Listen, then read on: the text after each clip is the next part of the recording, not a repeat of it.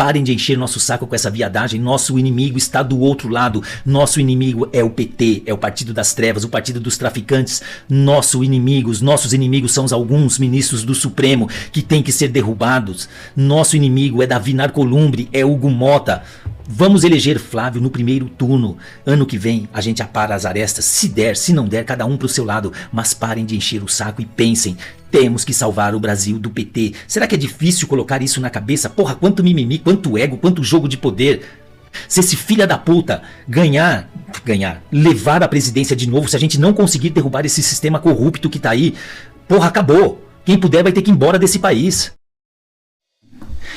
Lembra daquela passagem bíblica onde Jesus estava defendendo Maria Madalena, que estava prestes a ser apedrejada? Então Jesus disse que atire a primeira pedra aquele que nunca errou.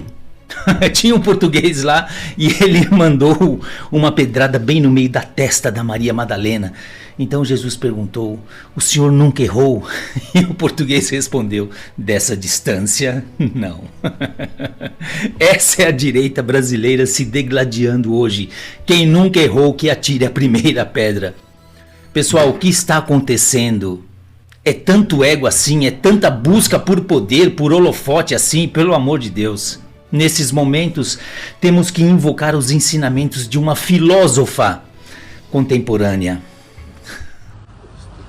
Não acho que quem ganhar ou quem perder, nem quem ganhar nem perder, vai ganhar ou perder.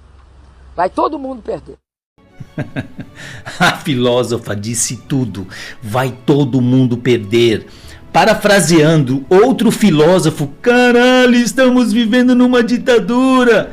E a gente tendo que aturar briguinhas de ego. Puta, vou ter que dar os meus 3 segundos de prosa nisso. Bem,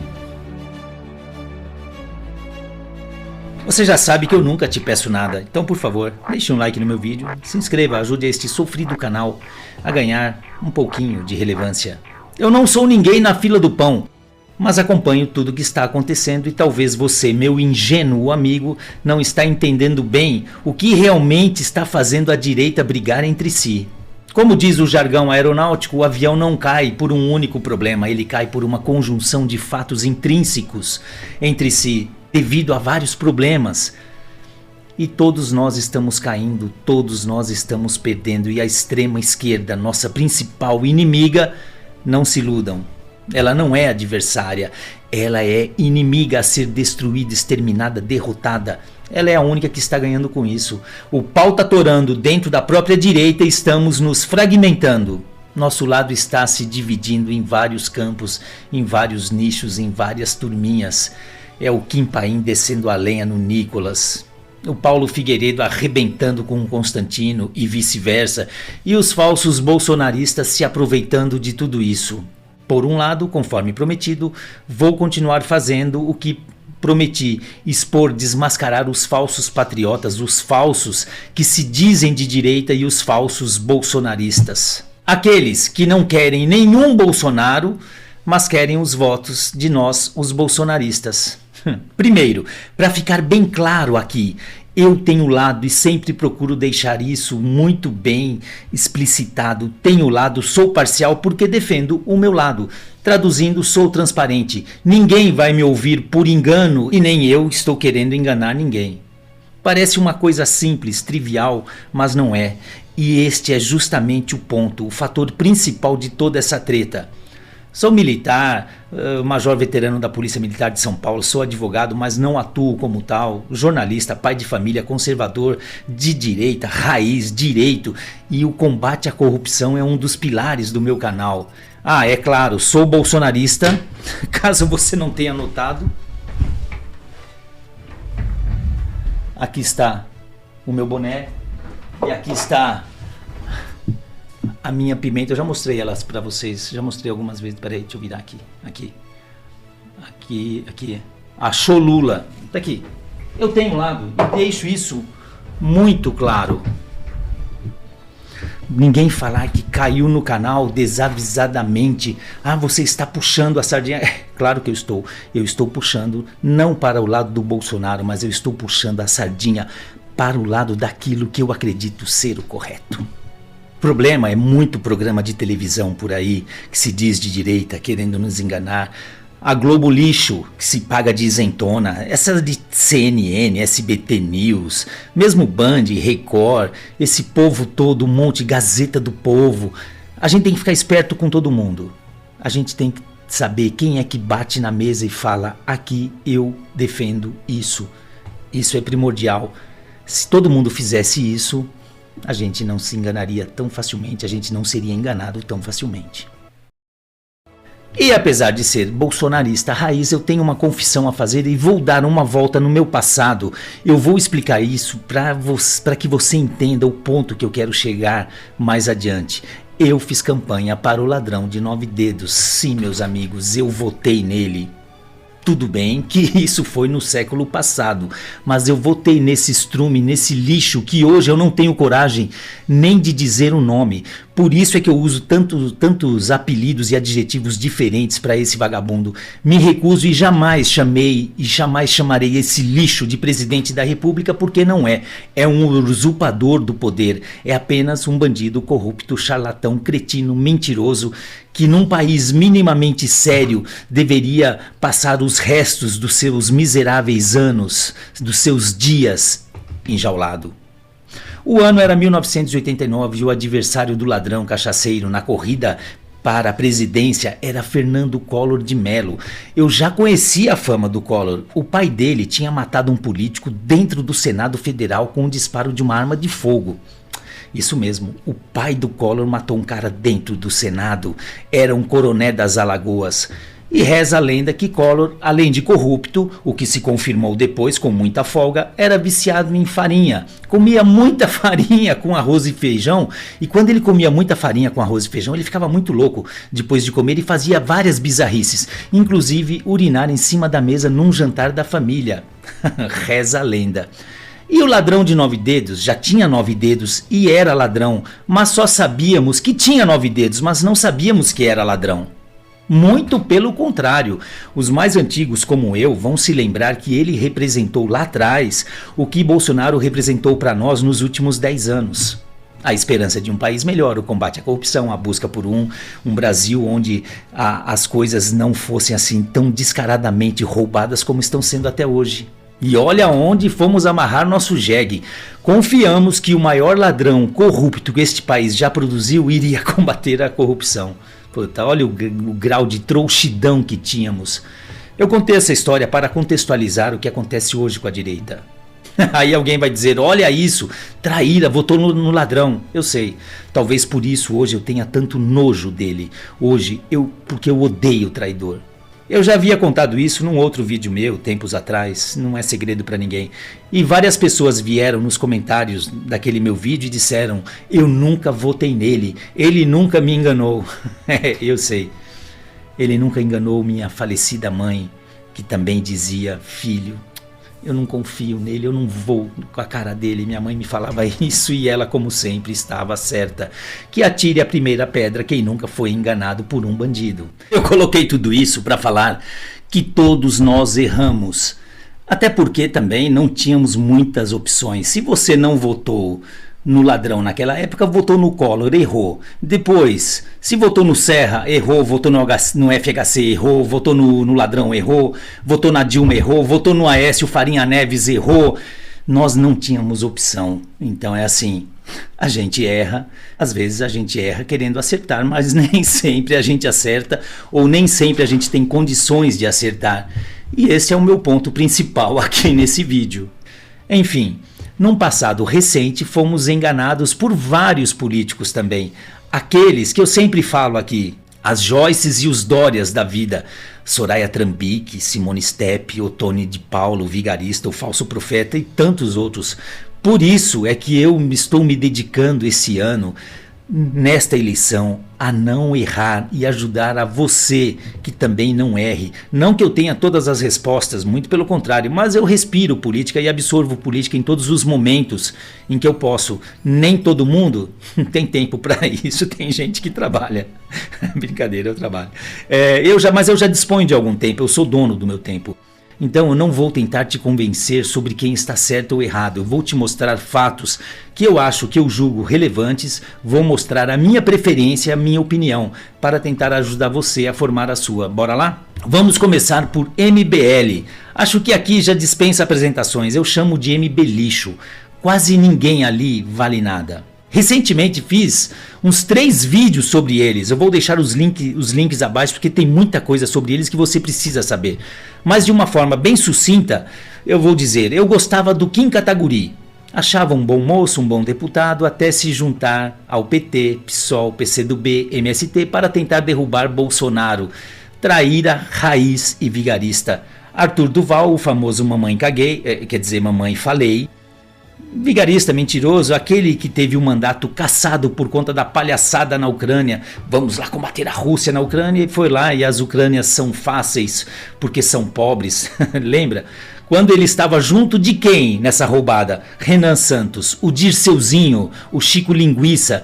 Esse é o famoso Zé Dirceu do MBL, a cabeça pensante, parceiro de Luciano Ayan, aquele que criou o gabinete do ódio para o Xandão, aquele que, segundo o Ministério Público, lavou 400 milhões de reais para a família do Renan Santos.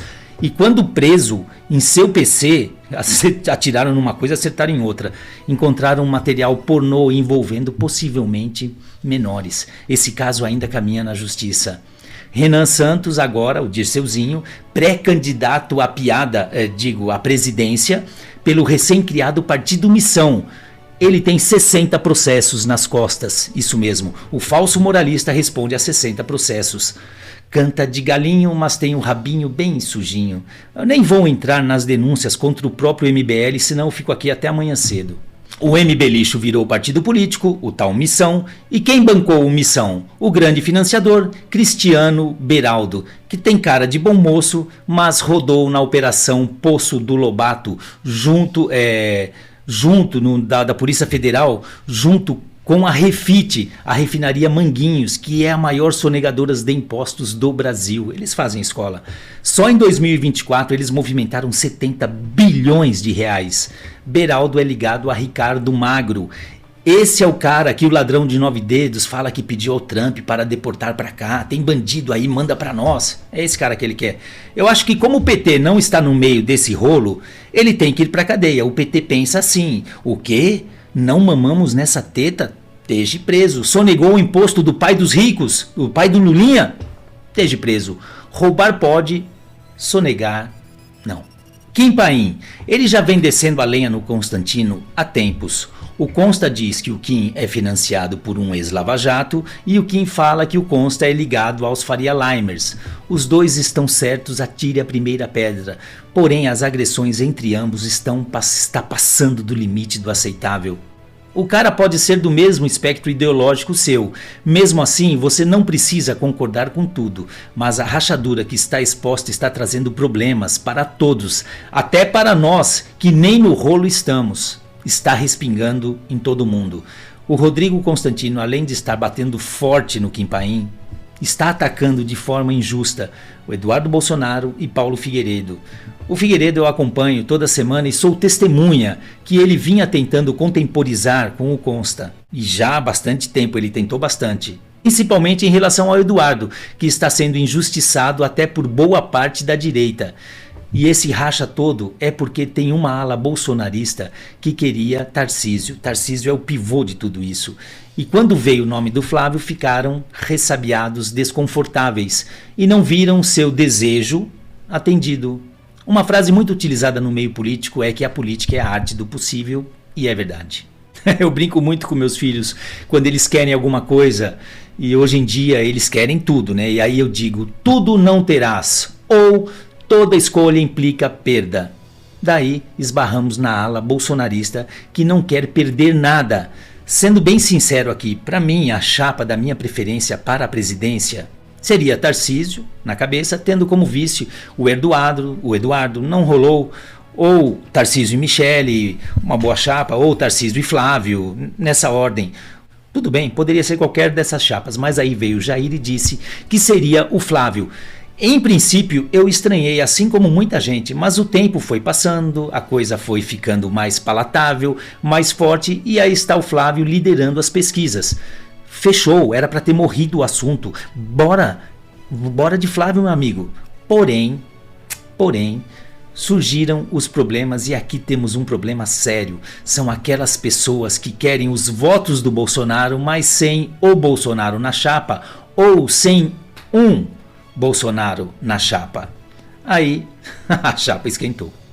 Analisando hoje friamente, Bolsonaro acertou, e eu entendi isso. Ele pensou: eu tenho todos os votos, eu tenho o povo, eu sou o líder da bagaça. Já que eu não posso concorrer, que está sequestrado, vou indicar alguém que possa. Creio que se o Eduardo não tivesse que se exilar nos States, ele seria o indicado. Então sobraram Flávio e Michele. O Jair optou pelo Flávio por ser filho, por ser senador, por já ter uma certa experiência na política, mas não importa. O homem teria que indicar alguém. Fim de papo. Se fosse o Tarcísio, ok, vamos de Tarcísio. Se ele indicasse o Zema, ok, bora de Zema. Se fosse o Eduardo, ok. E Michele, ok, você manda, chefe. Agora, não é que a gente seja gado, que a gente vai atrás de tudo, não. Imagine que se ele indicasse, por exemplo, Dória, Kassab, o Kim Kataguiri, qualquer tranqueira desse naipe, Hugo Mota, Simone Steppe, pensou? Puta, qualquer merda dessa, eu iria falar: Bolsonaro, eu gosto muito de você, mas passar bem, não vai rolar. Pronto, vida que segue. Mas tem que ser transparente. Já pensou se o Bolsonaro falar pra mim qualquer dia e me indicasse o Mourão, o Ottoni de Paula, o astronauta vigarista? Eu falaria: Bolsonaro, nem fudendo. Tem coisas que são inaceitáveis. Flávio é um bom nome? Sim, as pesquisas estão mostrando que sim. Seria a minha escolha? Não. Mas se eu tivesse que escolher, não seria. Mas nós vamos. Eu entendo assim. Quem não entende isso e não aceitou até agora, que joga a toalha, mas seja transparente, vá embora. É o que está causando todo esse ruído na direita. E quem são essas pessoas? Principalmente os apoiadores do Tarcísio. Michele foi uma que não aceitou Flávio até agora e queria estar de vice na chapa presidencial com Tarcísio. Não rolou, minha filha, nós adoramos você, mas saia senadora pelo Distrito Federal e ajude a derrubar esses ministros podres que temos no Supremo. Faça a sua parte. Você, como senadora, teria muito que fazer. Tarcísio, embora dissesse que não queria ser presidente, queria, claro que queria. Levou um tempinho, se conformou, foi fiel, coisa que a Michele não está sendo, e pulou para dentro do barco. Pronto, fechou. Nicolas Ferreira era um que queria Tarcísio de todo jeito e não se conformou até agora. E parece que o moço foi picado pela mosca azul e está se achando a última bolacha do pacote. Ô meu amigo, se liga, Flávio já é líder nas pesquisas. Então, com você, a nossa chance de vencer aumenta muito, mas está na hora de parar com essa politicagenzinha sua barata, tá pegando mal. Mas entenda uma coisa, você pode ser o político mais influente do país hoje. Porém, o principal político do país, o maior de todos, o mais importante, está sequestrado e calado pelo regime supremo PT. O homem falou que é Flávio, que emplacou e disparou. Abra o olho. Vale lembrar que uma pessoa uma vez se disse a filha 05 de Bolsonaro, alguma coisa assim, foi a deputada federal mais votada do país. Traiu Bolsonaro, caiu em desgraça e depois não se elegeu nem para vereador em São Paulo. Porra, parece que vocês não aprendem. Constantino, gosto dele, mas está perdido, atirando em todo mundo, sendo injusto com muita gente. Parece que está completamente despirocado, bate principalmente no Kim Paim, no Figueiredo, no Eduardo Bolsonaro, que vestem a camisa pra cacete. Esses caras, você não precisa concordar com tudo, mas esses caras se doam para a causa. Faça o mesmo. Ricardo Salles, ex-ministro do Bolsonaro, foi um ótimo ministro, era para ser nosso candidato à prefeitura de São Paulo, seria um bom prefeito, poderia ser no futuro um bom governador também, mas está se bandeando para o lado do Deltan Dallagnol e para o lado do Partido Novo, e está se perdendo. Salles, como disse, e você sabe, política é a arte do possível. Ninguém queria Ricardo Nunes, prefeito de São Paulo, mas a coligação já estava feita, o Bolsonaro não tinha o que fazer. Paciência. O Salles sabe que sem os votos dos bolsonaristas ele não chega a lugar nenhum. Então espere sua vez. E outra, Ricardo Nunes está se mostrando um apoiador de Bolsonaro muito mais engajado do que muitos que estão por aí. Me surpreendeu positivamente. O Salles sabe que a hora dele vai chegar. Quem sabe você possa até vir a ser novamente ministro de um outro Bolsonaro. Sérgio Moro e Deltan Dallagnol, dois traíras vigaristas. Deltan, em 2019, literalmente disse: o maior desafio é descolar do Bozo sem perder os apoiadores do Bozo. Lembra disso? E ele e o Moro fazem isso até hoje. Se eu estivesse no Paraná, eu não votaria no Sérgio Moro, mas nem por um cacete. Mas o Flávio está coligado com ele. Eu só votaria no Moro se do lado de lá tivesse um PT ou uma daquelas merda daqueles partidos PSOL, PV, PCdoB, aí eu votava nesse vagabundo. Mas se tiver alguma coisa, se tiver alguém ali do lado do Kassab, eu voto do lado do Kassab, mas eu não voto no Moro. Puta vigarista, esse cara quase destruiu o Bolsonaro. Eu falo isso pra você ver como é difícil política. Puta, política é uma merda. Agora, o Eduardo, como está exilado, escolheu o André do Prado para senador por São Paulo. Eu sei muito pouco sobre ele, eu vou procurar saber mais, óbvio. Todo mundo não sabe nem quem é esse cara. Mas para mim, os dois nomes para senador em São Paulo seriam o Eduardo, que está impossibilitado, e o Derrite. Como não pode, Derrite e Melo Araújo, que é o vice-prefeito de São Paulo hoje. O Melo Araújo estava à frente do André do Prado para essa escolha, mas foi preterido. E o que ele fez? Ele disse: estou com Bolsonaro para o que ele precisar. Teve atitude de homem, se mostrou fiel e grato, porque antes do Bolsonaro, politicamente falando, o Melo Araújo não era ninguém, nem na política ele estava. É de gente assim que nós precisamos. E para fechar, Silas Malafaia. Vocês sabem que eu sou muito transparente, eu não vim aqui para jogar conversa fora. Eu nunca gostei muito desse Silas Malafaia. Para mim é mais um daqueles que se servem das pessoas, que abusam da fé das pessoas, assim como Edir Macedo, Valdemiro Santiago, R.R. Soares, Estevão Hernandes, Bispa Sônia, etc. Eu coloco todos eles no mesmo saco e não confio em nenhum. Para mim eles estão lá só para tomar dinheiro do povo. Tem gente que gosta, eu não. O Silas também está se achando demais. Ficou putinho da vida porque queria outro que queria o Tarcísio para presidente. Quando não rolou, deu piti, xingou todo mundo, o Figueiredo, o Eduardo, etc. Depois baixou a bola e espero que se sente no banquinho do pensamento e reflita sobre suas ações. Deus está vendo o que você está fazendo, Malafaia. Como disse, nessa treta, quem perde somos nós. A esquerdalha adora. Da mesma forma que a gente gosta quando eles brigam entre eles. Quando os Supremos brigam, a gente também adora. Mas vamos lembrar que não temos equivalência moral com esse povo. Somos direitos e de direita. Somos cidadãos de bem que queremos construir um país. Não digo sem corrupção porque isso é impossível, mas queremos um lugar onde os corruptos paguem por seus crimes e não que estejam sentados no Supremo. Queremos um país onde marginais criminosos como Alexandre de Moraes, Gilmar Mendes, Dias Toffoli sejam impeachmentados, julgados, condenados e presos pelos crimes que cometeram. E olha que são muitos crimes cometidos por esses caras. Queremos um Brasil onde universitários não sejam esses lixos que estamos vendo nas universidades federais e nas estaduais, como está acontecendo na USP, por exemplo. Puta que vergonha, um bando de maconheiros petistas asquerosos dominando as faculdades. Porra, eu não quero meu filho num lugar desse. Nós queremos um Brasil dinâmico, onde bandido esteja na cadeia, em um lugar onde o cidadão não seja roubado na rua nem pelo Estado. Porra, será que é difícil? É pedir muito? Eu acho que não, né? Para construir esse país precisamos do Salles, do Constantino, do Nicolas, da Michele, do Paulo, até do corno do Moro, até do Malafaia. Então deixem de putaria e vistam a camisa do Brasil.